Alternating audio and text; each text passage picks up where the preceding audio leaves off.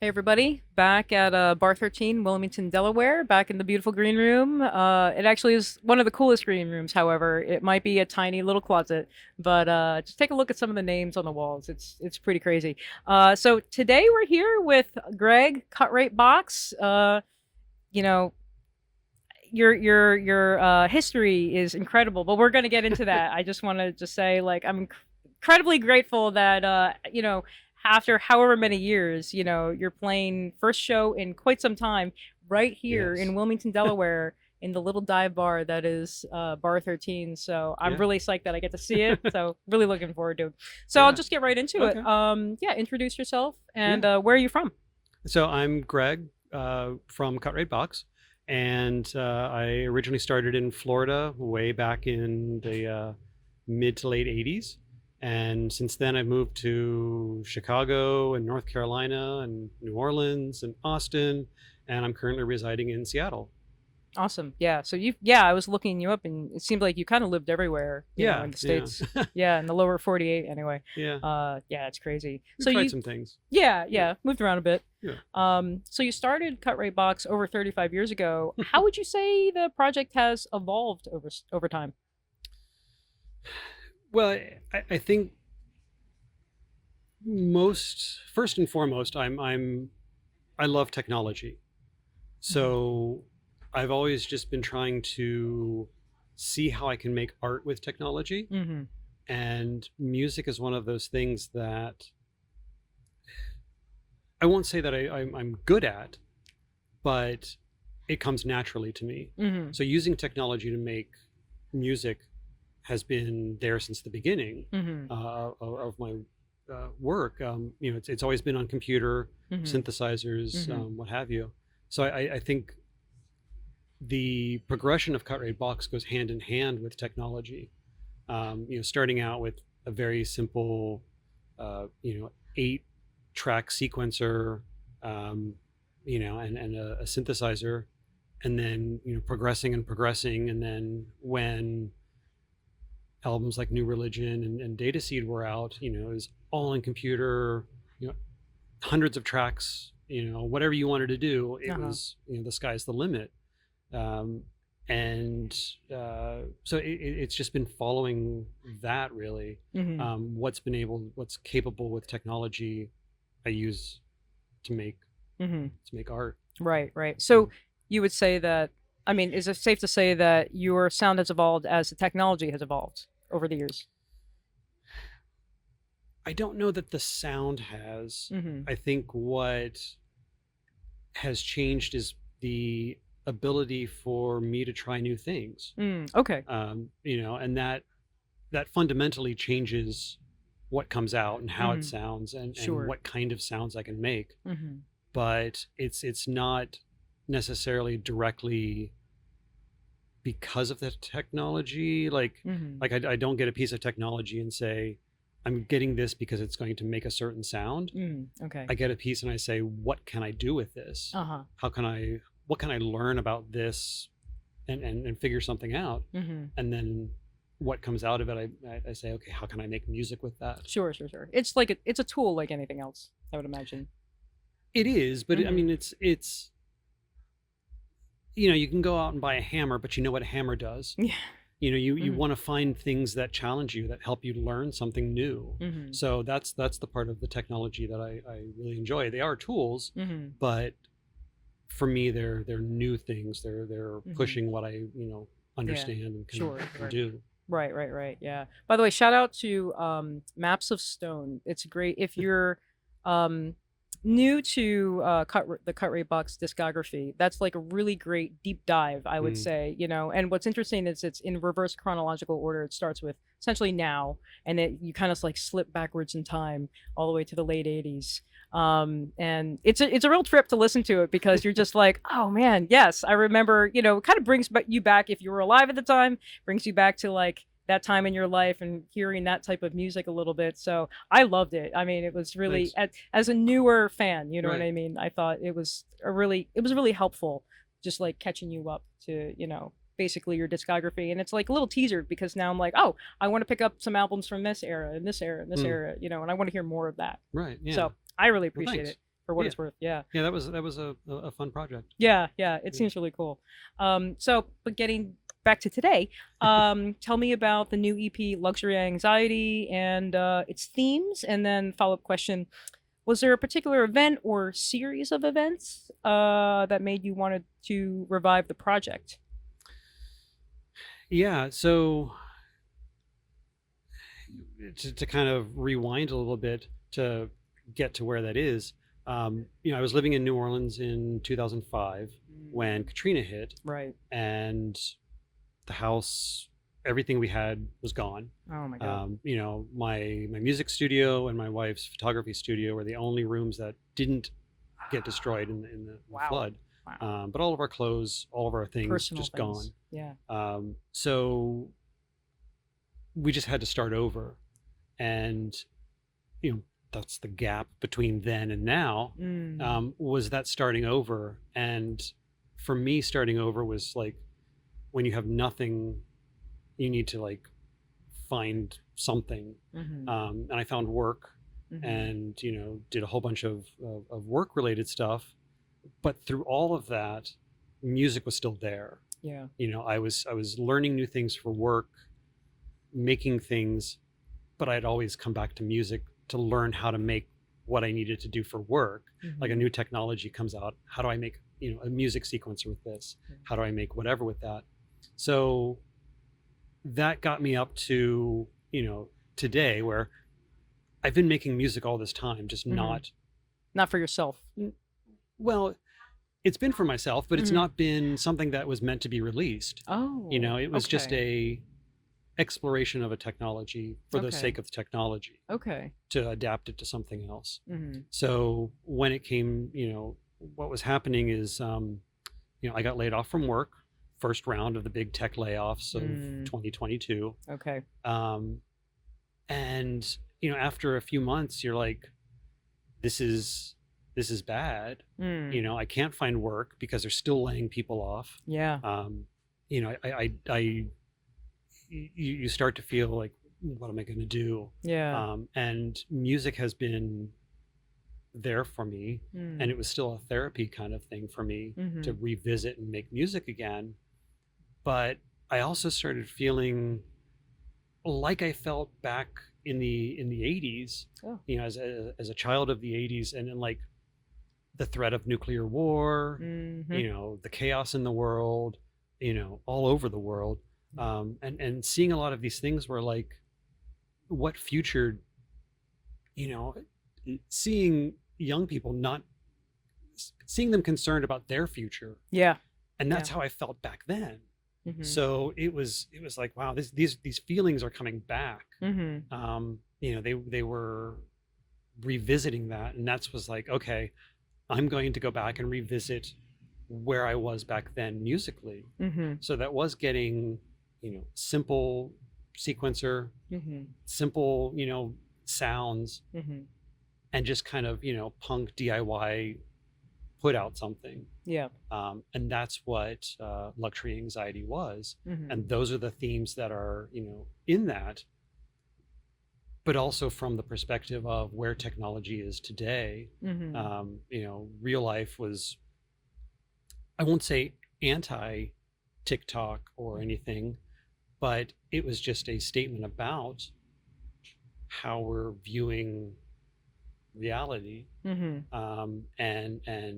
the role of AI, and the how people interact with each other, but also with technology, Right. and what's guiding that.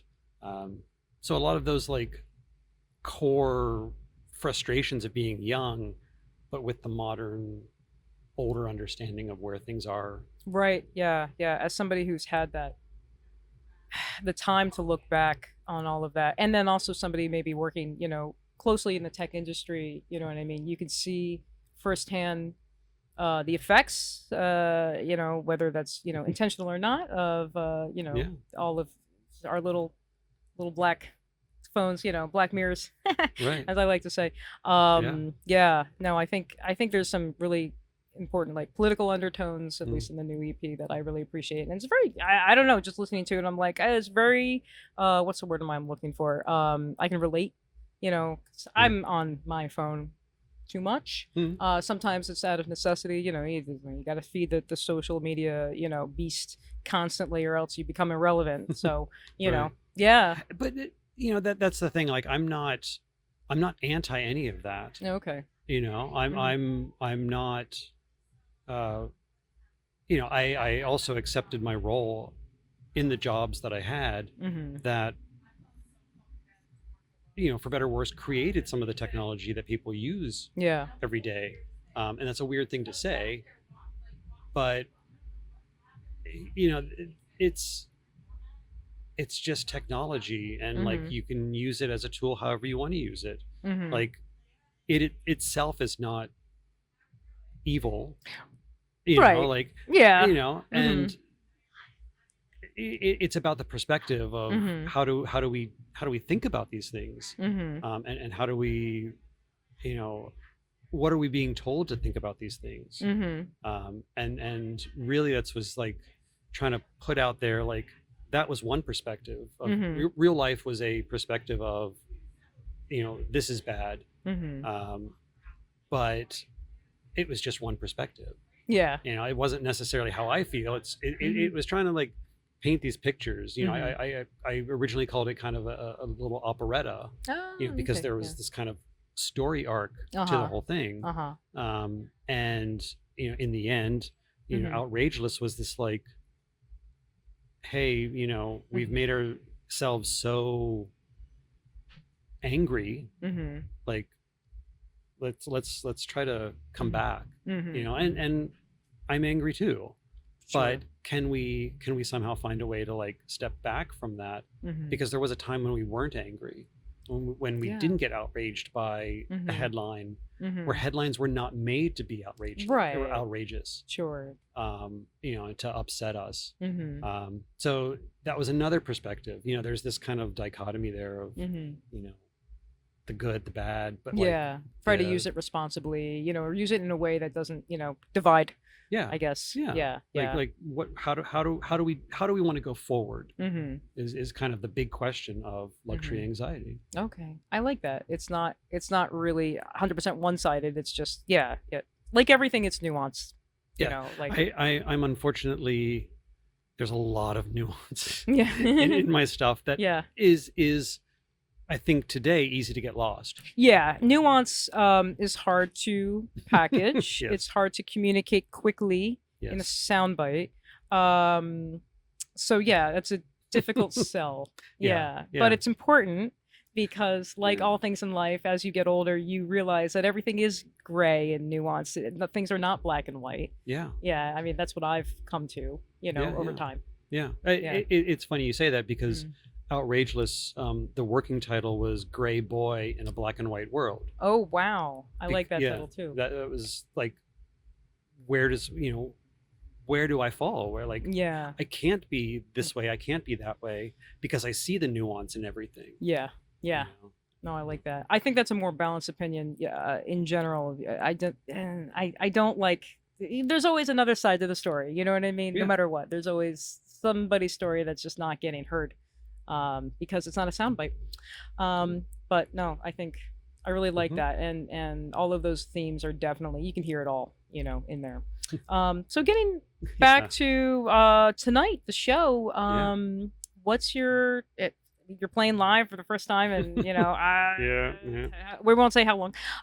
What is your favorite part though of playing live? I know it's been a while, but I guess what are you looking forward to? I've always loved connecting with people, Mhm. and that back and forth, and just feeding off the energy, Mhm. and that was something that I missed most of all. Mhm. It wasn't necessarily like, about, like, I part of me missed making music to release, but part of me didn't. It's very hard. You want to every little Mhm. tweak so many times Yeah, to get yeah. it just right. Sure. But once it's done, and once you can get out and play Mhm. and meet people, and see them respond to it, that's absolutely fantastic. So it's great to be coming back and seeing, how people are going to respond. Yeah. Because I don't know. Right. Yeah. It's been a while. So much has changed. Yeah. So like, that's true. Crowds okay. are changing. Yeah. Like crowds are, younger. We'll just say, they're not getting younger. We're all just getting older. You know what I mean? Right. And it's different. People are going to be, watching, through their phones a little bit to some extent. And that's, that's fine. Yeah. That's actually not a bad thing, honestly. At least that's how I feel about it. Do you have any more shows coming up? Actually, I know, this will get published after tomorrow's show. I know you have a show tomorrow. Right. Any plans for further into the future? There are a few that we're working on. Okay. But nothing finalized yet. But yeah, we'll see where that goes. Okay. That's fair. That's fair. You don't have to say too much right now. Yeah. Real quick question though. I want to know: are you currently listening to anyone or anything, like just in your own life? Just kind of like when you're not writing your own stuff, just for yourself, really. This is gonna sound weird, but no. Oh, that's fine. That's an answer. Most of the stuff that I listen to is a completely different field than the type of music I make. I still listen to a lot of Cocteau Twins. Okay. Japan, David Sylvian, and then some oddities, Momus. Okay. The Residents. Like there's still these things that I go back to that inspire me, mostly because there's something interesting about them, and things that I would love to like understand, kind of like technology. There's things that I want to understand about it, and I hear new stuff, and there's some things that I do listen to occasionally, but nothing that I like come back to as much as I come back to older material. Yeah. Oh, that's fair. That's fair. And I know that whole like, you get old and you want to, relive your youth or something, but those were the things that, inspired me, and they still inspire me. Yeah. Oh, I get that. I mean, I still go back to old stuff from, 20, 30 plus years ago. And yeah, if it holds up, it holds up. So you can't argue with that. Yeah. So just wrapping up, where can people find your music, online or elsewhere? Right. Certainly everything's at cut.rate.box.com. Okay. And then all of the newest materials being released through Alpha Matrix. Okay. Which is, you can find it at alphamatrix.bandcamp.com. Okay. And probably in the next couple of weeks, my entire back catalog will be re-released. I remastered it, found a whole bunch of old rarities, if you will. Okay. So all the old back catalog is being released, each of them with new tracks as well. Oh, that's awesome. So yeah, look for that. That'll be coming out. Yeah. And that'll all be available on Bandcamp? All available on Bandcamp. Okay, excellent. Anything on streaming services at all? I have to ask. Yeah, yes, of course. They do still go through Apple Music and all the other types of services. Excellent. Yeah, that's good. I mean, if buy things on Bandcamp if you can. That's a gold standard if you really want to support the artist. So great. Thank you so much, and I'm really looking forward to the live set. I can't wait. This is going to be incredible, and I'm going to try to get some good concert footage as well, so so everybody can see a little bit of it. So cool. Yeah. All right. Thank you so much. Yes, I really appreciate it. All right. Thanks, everybody. Bye. Let's leave this on a high note, huh?